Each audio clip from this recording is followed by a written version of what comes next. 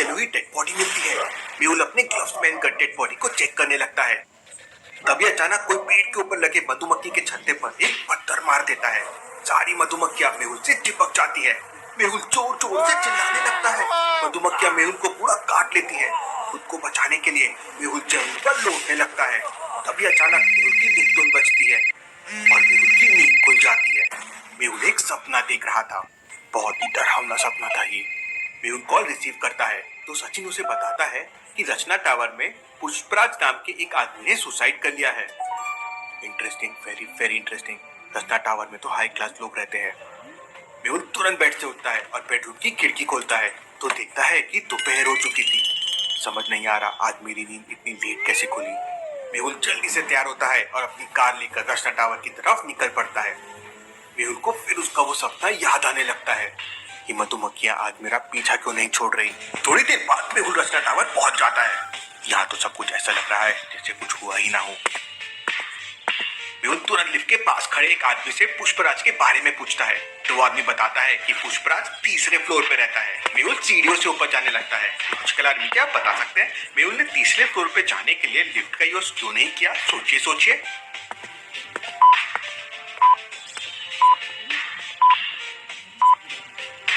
ध्यान से देखिए, अभी लिफ्ट 10th फ्लोर पर है और लिफ्ट में एरो ऊपर की तरफ जा रहा है। मतलब लिफ्ट अभी और ऊपर जाएगी। अब वो ऊपर जाके नीचे आएगी, उतने में तो बहुत टाइम हो जाएगा। इतनी देर में तो मेहुल सीढ़ियों से ही 3rd फ्लोर पे पहुंच जाएगा। मेहुल तीसरे फ्लोर पे पहुंच जाता है तो उसे राइट साइड वाले दरवाजे पे पुष्पराज की नेम प्लेट दिखाई देती है। मेहुल दरवाजा नॉक करता है लेकिन दरवाजा अंदर से लॉक था। मेहुल डोरबेल बजाता है तो अंदर से किसी आदमी के बोलने की आवाज आती है। कौन है? 2 मिनट मैं आता हूँ। अंदर तो कोई है तो फिर पुष्पराज ने सुसाइड। मेहुल तुरंत अपनी गन निकाल लेता है। 2 मिनट से भी ज्यादा हो जाता है लेकिन कोई दरवाजा नहीं खुलता। मेहुल फ्लैट के सारे खिड़की दरवाजों से अंदर झांक कर देखता है तो अंदर तो सब कुछ नॉर्मल और ठीक ठाक लग रहा था। तभी अचानक दरवाजा ओपन हो जाता है। कौन है? मैं डिटेक्टिव मेहुल हूँ। मुझे पता चला है कि पुष्पराज ने सुसाइड कर लिया है। तुम कौन हो? सच सच बताओ। अरे सर, मैं ही पुष्पराज हूँ। आपके साथ किसी ने मजाक किया होगा। मेहुल को कुछ समझ नहीं आता कि उसके साथ किसने मजाक किया है। मेहुल वापस नीचे आ जाता है और अपनी कार लेकर घर की तरफ निकल पड़ता है। मेहुल अपनी कार साइड पे लगा देता है और गन्ने का जूस पीने लगता है। तभी अचानक मेहुल की नजर जूस निकालने वाले मशीन पे पड़ती है और मेहुल समझ जाता है कि यहाँ कुछ गड़बड़ है। लॉजिकल आदमी क्या आप इस सीन को ध्यान से देख के बता सकते हैं यहाँ पे क्या गड़बड़ है? सोचिए सोचिए।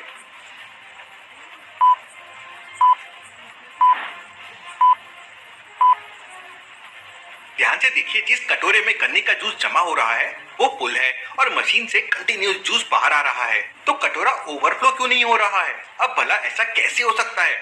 मेहुल दुकान मालिक को इन्फॉर्म करता है और दुकान मालिक उस बर्तन को उठाकर देखता है तो नीचे से लीकेज था। थोड़ा ध्यान से काम किया करो, तुम्हारा कितना सारा जूस नीचे गिर गया है और तुम्हें पता भी नहीं था। तभी अचानक एक मधुमक्खी मेहुल के गले में आके चिपक जाती है।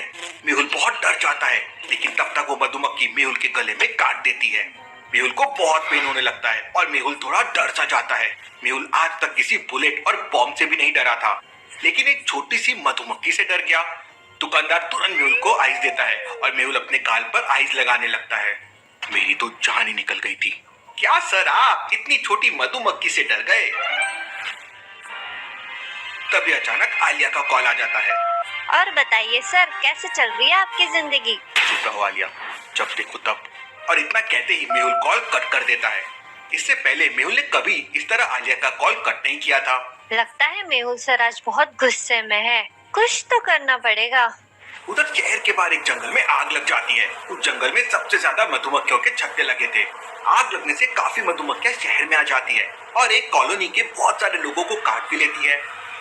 मेहुल ये न्यूज टीवी पे देख रहा था। ये आग भी किसी इंसान ने ही लगाई होगी। मुझे जंगल में जाके इस आग का पता लगाना होगा। भले ये मधुमक्खियों से भरा हुआ जंगल हो, मैं ये केस सॉल्व करने के लिए वहां जरूर जाऊंगा। मेहुल तुरंत बुलबुले साइंटिस्ट को कॉल करता है। साइंटिस्ट, मुझे एक फायर प्रूफ जैकेट चाहिए और मधुमक्खियों से बचने के लिए कुछ भी हो तो वो दे देना। मुझे जंगल में जाना है जहाँ आग लग गई है और वहाँ मधुमक्खियों के बहुत छत्ते भी है। तब साइंटिस्ट मेहुल से कहता है कि उसने 2 साल पहले एक फायर प्रूफ जैकेट बनाया था लेकिन उसे थोड़ा मॉडिफाई करना होगा। लेकिन मधुमक्खियों से बचने के लिए उसके पास कुछ नहीं है। ठीक है साइंटिस्ट, मैं थोड़ी देर में तुम्हारे पास आता हूँ, तब तक तुम फायर प्रूफ जैकेट रेडी कर लो। मेहुल तुरंत अपनी कार लेता है और बुलबुले साइंटिस्ट के घर की तरफ निकल पड़ता है। बुलबुले साइंटिस्ट ने अपने घर तक पहुंचने के लिए एक बुलबुलिया बना रखी थी। लॉजिकल आर्मी, क्या आप बता सकते हैं तीनों में से कौन सा रास्ता साइंटिस्ट के घर तक जाता है? सोचिए सोचिए।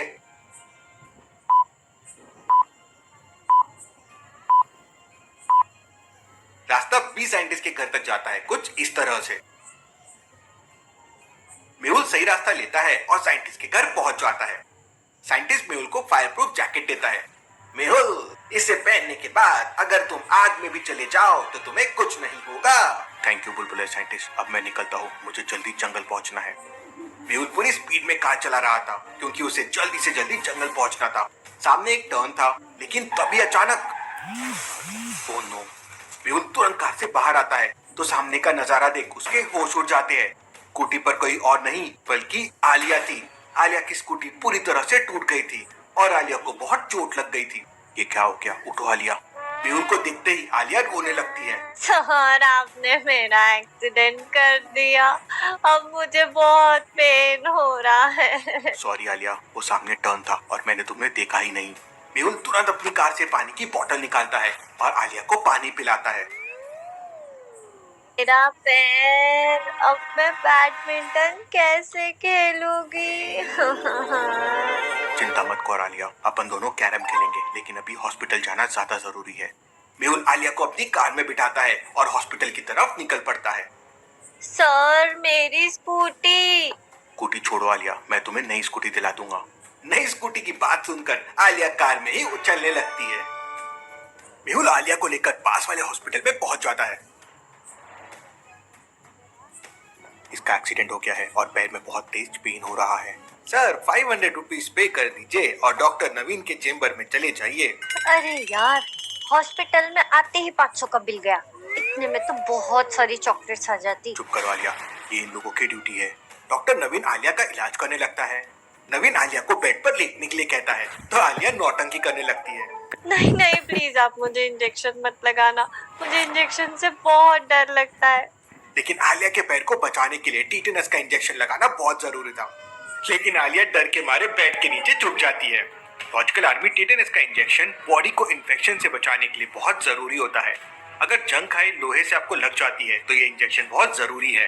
अरे यार, ये इतनी बड़ी लड़की तो बच्चों जैसा करती है। डॉक्टर नवीन आलिया को बहुत समझाने की कोशिश करते हैं, लेकिन आलिया नहीं मानती। फिर डॉक्टर बाहर खड़े मेहुल को बुलाते हैं और मेहुल आलिया को पकड़ लेता है। Mummy, mummy, mummy. आलिया इतनी जोर से चिल्लाती है कि पूरा हॉस्पिटल हिल जाता है। फिर डॉक्टर नवीन आलिया के पैर में बैंडेज बांधने लगते हैं और मेहुल खिड़की से देखने लगता है तो उसे सामने रचना टावर दिखाई देता है। मेहुल आज रचना टावर गया था, लेकिन किसी ने उसे फेक इन्फॉर्मेशन दी थी। मुझे एक बार फिर से जाकर देखना चाहिए, पता नहीं क्यों मेरा मन नहीं मान रहा है। मेहुल आलिया को हॉस्पिटल में छोड़कर सीधा रचना टावर की तरफ निकल पड़ता है। रचना टावर पहुंचते ही मेहुल सीधा पुष्पराज के फ्लैट के सामने पहुंच जाता है। फ्लैट का दरवाजा बाहर से लॉक्ड था। मेहुल डोर नॉक करता है, लेकिन कोई रिस्पॉन्स नहीं मिलता।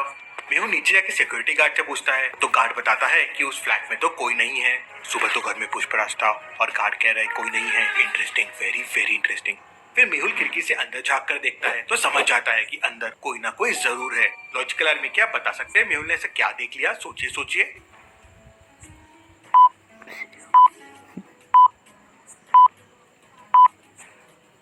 ध्यान से देखिए, घर के अंदर टेबल पर एक फ्रेश एप्पल रखा हुआ है और मिल्क का ग्लास रखा हुआ है जिसमें से धुआं निकल रहा है। मतलब जरूर घर के अंदर कोई है। यहाँ जरूर कुछ ना कुछ गड़बड़ है। मेहुल खिड़की से अंदर चला जाता है तो उसे किचन में किसी के होने की आहट सुनाई देती है। मेहुल अपनी गन लोड कर लेता है और धीरे धीरे किचन की तरफ जाने लगता है। मेहुल जैसे ही किचन में कदम रखता है, किचन में पुष्पराज था। दोनों के बीच फाइट शुरू हो जाती है।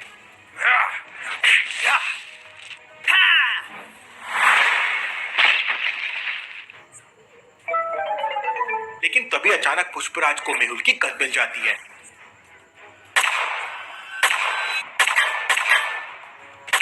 खुद को बचाने के लिए मेहुल किचन से बाहर आ जाता है और बगल में रखी बोतल उठाकर पुष्पराज के हाथ में मार देता है। पुष्पराज के हाथ से गन छूट जाती है और मेहुल स्लाइड होते हुए उसे एक जोरदार किक मारता है।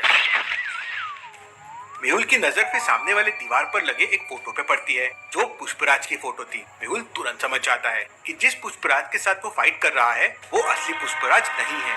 लॉजिकल आर्मी क्या बता सकते हैं मेहुल को ऐसा क्यों लगा कि ये असली पुष्पराज नहीं है? सोचिए सोचिए।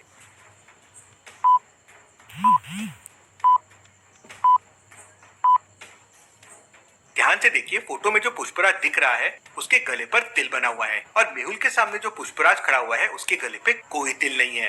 Interesting, very very interesting. Mehul नकली पुष्पराज को पकड़ लेता है और उससे पूछताछ करने लगता है। अब सच सच बताओ, कौन हो तुम और यहाँ पर छुपकर क्यों रह रहे हो? तब वो आदमी बताता है कि उसका नाम मिंकू है और उसके मालिक ने पुष्पराज का मर्डर करवा दिया है और किसी को डाउट ना हो इसलिए वो अपने मालिक के कहने पर पुष्पराज के फ्लैट में रह रहा है। इसका मतलब मुझे जो आदमी ने कॉल किया था वो कौन था? मेहुल मिंकू से पुष्पराज की बॉडी के बारे में पूछता है तो पुष्पराज मेहुल को बताता है कि उसकी बॉडी शहर के बाहर एक जंगल में एक झील के पास है। जंगल में आग भी वहीं लगी थी, कहीं ये दो चीजें कनेक्टेड ना हो। जंगल में आग भी वहीं लगी थी, कहीं ये दो चीजें कनेक्टेड ना हो। मेहुल तुरंत झील के पास पहुंच जाता है। वहीं पास में मेहुल को वो जंगल दिखाई देता है जहाँ की आग अब बुझ चुकी थी। बचाओ बचाओ! एकदम से मेहुल की आंखें खुलती है। मेहुल झील के पास ही खड़ा था। मेहुल की अंदर जाने की हिम्मत ही नहीं हो पा रही थी। ये मधुमक्खियों का डर कब जाएगा? मेहुल बचपन में एक जंगल में घुस गया था। तब मेहुल बड़ा शरारती था। उसे जंगल में एक मधुमक्खियों का छत्ता दिखाई देता है। मस्ती में वो एक स्टोन उठा के छत्ते पे दे मारता है और ये क्या, पूरी मधुमक्खियां मेहुल के पीछे पड़ जाती है। मेहुल तेजी से जंगल से बाहर भागता है लेकिन कभी मेहुल को मधुमक्खियां मुंह पे काटती तो कभी पैर पे। चारों तरफ से मेहुल को मधुमक्खियों ने घेर लिया है। लॉजिकल आर्मी, अब आपको मेहुल को मधुमक्खियों से बचाना है। जल्दी से गेम डाउनलोड कर लीजिए सेव द डॉग हार्ट, जिसमें आपको मेहुल को इन मधुमक्खियों से बचाना है। मेहुल के अराउंड या कुछ चीजों के अराउंड आपको लाइंस बनानी है जिससे मधुमक्खियां मेहुल को काट ना पाए। तो जल्दी से गेम डाउनलोड कीजिए और मेहुल को बचा लीजिए लॉजिकल आर्मी। मुझे फोकस करना होगा, ये केस सॉल्व करना ही है। मेहुल पीछे पलट के देखता है तो मिंकू वहां से गायब था। मेहुल तुरंत अपनी कार की तरफ भागता है लेकिन फिर मधुमक्खियां उस पर हमला कर देती है। मेहुल इस बार हिम्मत करता है और कोट उतारकर उन्हें झटकारने लगता है और धीरे धीरे अपने कार की तरफ मूव करता है और थोड़ी ही देर में वो कार में बैठ जाता है। बच गया मधुमक्खियों से, लेकिन लॉजिकल आर्मी कमेंट में गेम का लिंक है, डाउनलोड करे और मुझे मधुमक्खियों से बचाए। मेहुल तुरंत अपनी कार से मिंकू का पीछा करता है। मिंकू एक आदमी के साथ भाग रहा था। मेहुल अपने एक हाथ से फायरिंग करता है, पूरे टीटा जाकर मिंकू की बाइक के टायर में लग जाती है। मेहुल तुरंत मिंकू और उस आदमी को पकड़ लेता है।